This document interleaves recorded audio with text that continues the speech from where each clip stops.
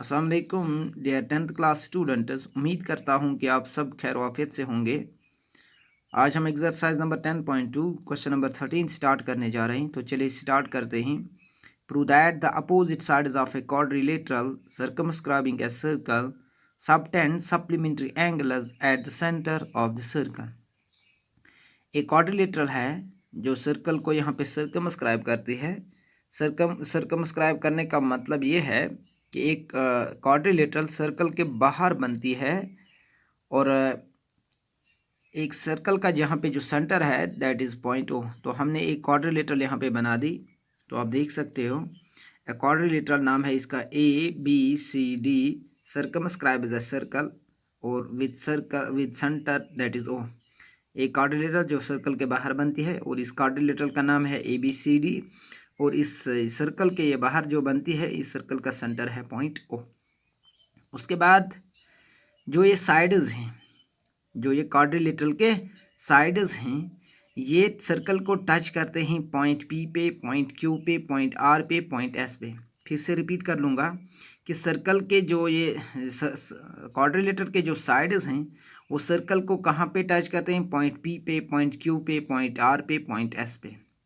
उसके बाद हमने यहाँ पे ऑलरेडी पॉइंट ऑफ कॉन्टैक्ट्स को सर्कल के सेंटर से मिला लिया, OS, OP, OQ, OR, तो आपको मालूम है। उसके बाद हमने वर्टिसेस को ज्वाइन किया।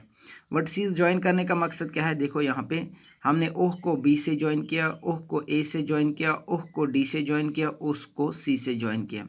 उसके बाद यहाँ पे एंगल्स कितने बन गए, 8 एंगल्स बन गए। उनकी हमने नंबरिंग स्टार्ट की तो 1 से नंबरिंग दी 8 तक, तो 1 2 3 4 5 6 7 8।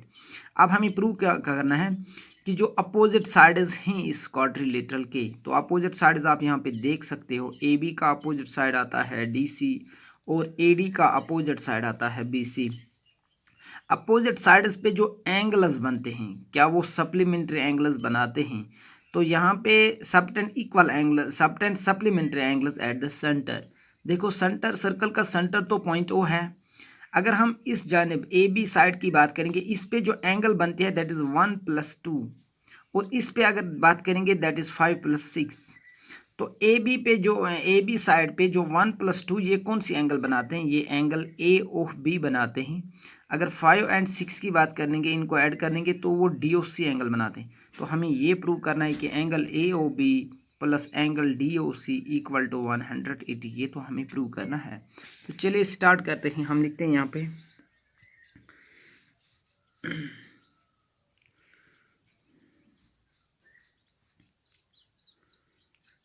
let a quadrilateral ABCD circumscribes a circle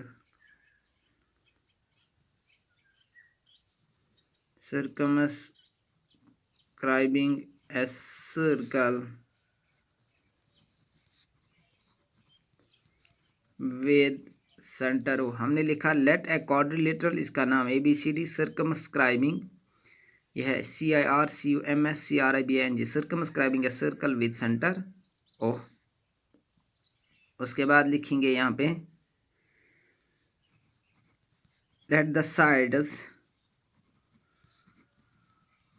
touches the circle. जो ये साइड्स हैं ये सर्कल को टच कहाँ पे करते हैं, touch the circle at points P, Q, R and S respectively. ये आप सभी देख रहे हो।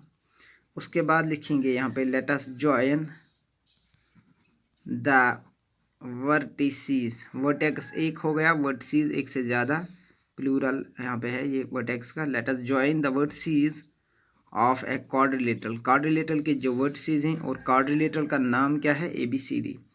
Let us join the vertices of a quadrilateral ABCD with the center of the circle। हमने vertices को सर्कल के सेंटर से ज्वाइन किया with the center of the circle। फिर से रिपीट करता हूँ, let a quadrilateral ABCD circumscribing a circle with center O। Let the sides touch the circle at points P, Q, R and S respectively। उसके बाद लिखा let us join the vertices of a quadrilateral ABCD with the center of the circle। अब यहाँ पे हम लेते हैं, अगर ये ओ है तो ये ट्रायंगल आप देखिएगा, ओ ए पी भी एक ट्रायंगल है, ओ ए एस भी एक ट्रायंगल है। ओ ए पी एक ट्रायंगल है जिसपे एंगल 1 फॉर्म होती है, और उसके बाद angle triangle O A S जिसपे एंगल 8 है। तो आप लिखूंगा now in triangles O A P and O A S भी है। मैंने ओ ए पी ट्रायंगल ली, ओ ए पी, उसके बाद ओ ए एस ट्रायंगल ली। अगर आप पॉइंट ए से देखोगे, ए पर ए पी टेंजेंट और ए एस टेंजेंट को डाला गया। उसके बाद बी पॉइंट से B P and B Q tangent को डाला गया। सी पॉइंट से C Q and C R को डाला गया। डी पॉइंट से D S and D R को डाला गया। तो आपने पढ़ा होगा थ्योरम नंबर 10.2 में कि जब एक पॉइंट से दो टेंजेंट्स को डालते हैं तो वो दोनों टेंजेंट्स बराबर होते हैं लेंथ में। तो हम लिखते हैं यहाँ पे, जब इन दो ट्रायंगल्स को हम कंपेयर कर लेंगे तो हम लिखेंगे ए पी जो है वो ए एस के बराबर है, बिकॉज आगे लिखेंगे tangents from the same point. Tangents from the same point, एक ही पॉइंट से दोनों टेंजेंट्स ड्रा किए गए हैं, या लिखेंगे बाय थ्योरम 10.2। जब ए पी ए एस के बराबर है, रीज़न क्या है, टेंजेंट्स, ये दोनों टेंजेंट्स एक ही पॉइंट से ड्रा किए गए, या लिखेंगे थ्योरम नंबर 10.2। उसके बाद लिखेंगे जो ओ पी है वो ओ एस के बराबर है, because ready of same circle, या रेडी है एक ही सर्कल के, तो ओ पी जो है वो ओ एस के बराबर है, because ready of same circle. उसके बाद लिखेंगे कि ओह ए जो है ये कॉमन है, यहाँ पे O A is equal to O A, that is common side here. O A is equal to O A, that is common side here. तो हम लिखेंगे by S S S triple S congruence criterion.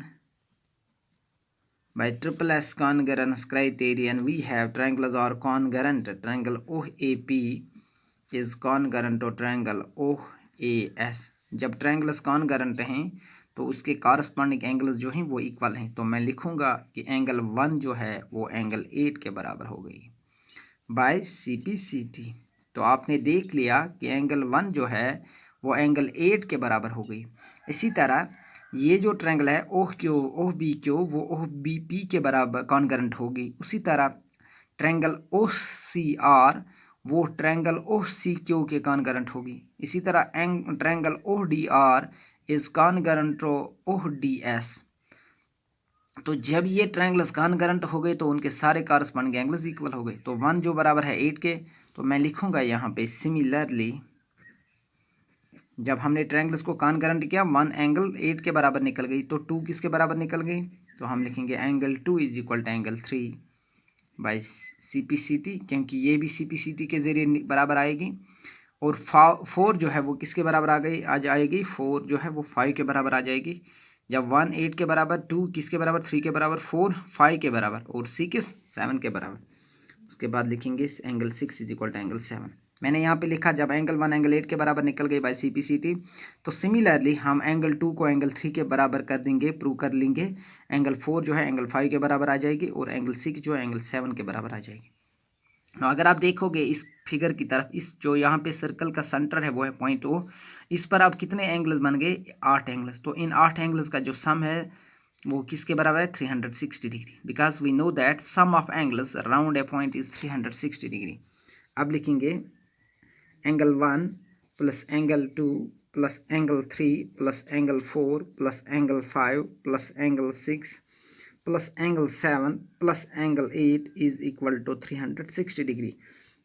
इसके आगे reason लिखेंगे sum, because sum of angles around a point is 360 degree.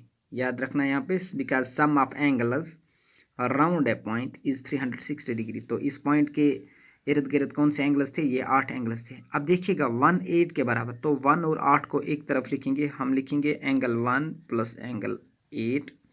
उसके बाद जो 2 है वो 3 के बराबर, इसलिए 2 3 को कंबाइन लिखेंगे, एंगल 2 प्लस एंगल 3। उसके बाद 4 जो है वो 5 के बराबर, और 4 और 5 को एक साथ लिखेंगे। उसके बाद 6 जो है वो 7 के बराबर, इनको एक साथ लिखेंगे, angle 6 plus angle 7 is equal to 360। Angle 1 angle 8, angle 2 plus angle 3, angle 4 plus angle 5, angle 6 plus angle 7। अब एंगल 1 की जगह 8 लिख सकते हैं और 8 की जगह 1 लिख सकते हैं, तो हम लिखेंगे एंगल 1 प्लस एंगल 1। उसके बाद यहाँ पे 3 की जगह 2 लिख सकते हैं, तो लिखेंगे यहाँ पे एंगल 2 प्लस एंगल 2।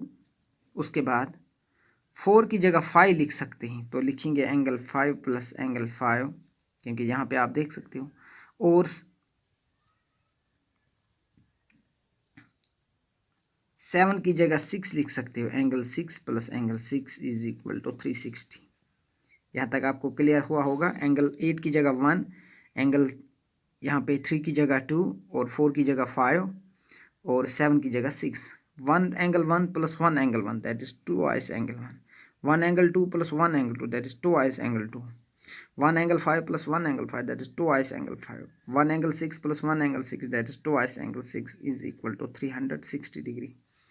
अब मैं 2 को कॉमन लेता हूँ, तो यहाँ पे क्या रहा, angle 1 plus angle 2 plus angle 5 plus angle 6 is equal to 360 degree. तो अब लिखेंगे angle 1 plus angle 2 plus angle 5 plus angle 6 is equal to 360 degree divided by 2। अब आगे लिखेंगे angle 1 plus angle 2 plus angle 5 plus angle 6 is equal to 180 degree, because 360 degree को 2 से divide कर लेंगे तो यहाँ पे आ जाएगा 180 डिग्री। जब angle 1 plus angle 2 plus angle 5 plus angle 6 180 degree के बराबर आ गया, तो फिगर में देख सकते हो एंगल 1 प्लस एंगल 2, ये मैंने पहले ही बता दिया ये किस साइड पे एंगल्स बनते हैं, ए बी साइड पे, और इस एंगल का नाम क्या है, that is A O B. तो हम लिखेंगे यहाँ पे angle A O B plus, अब देखिएगा एंगल 5 प्लस एंगल 6, तो देखिएगा यहाँ फिगर में angle 5 plus angle 6 DC side पे बनते हैं, तो इस एंगल का नाम क्या है, डी ओ सी। तो अब लिखेंगे angle D O C is equal to 180 degree. तो यहाँ पे प्रूव हो गया कि जो अपोजिट साइड्स पे एंगल्स हैं वो सप्लीमेंट्री एंगल्स यहाँ पे बनाते हैं। तो similarly we can prove that the sum of this angle AOD plus BOC is also equal to 180 degree. AOD plus angle BOC is also equal to 180 degree. जब AOB plus DOC 180 के बराबर है, तो इसी तरह AOD प्लस BOC जो है वो भी 180 के बराबर है, क्योंकि देखो यहाँ पे जब यहाँ पे angle 1 plus angle 2 angle plus angle 5 plus angle 6 180 degree के बराबर है, तो इसी तरह हम angle 3 plus angle 4 plus angle 7 plus angle 8 भी इनका सम भी किसके बराबर होगा, 180 डिग्री के बराबर हो गया। तो जब ये 180 डिग्री के बराबर हो गया, तो ये कौन से एंगल्स बनाते हैं, ये सप्लीमेंट्री एंगल्स बनाते हैं। तो आई होप आपको इतना समझ में आया होगा। आज के लिए इतना ही काफ़ी है, दीजिए इजाज़त, खुदा हाफिज़।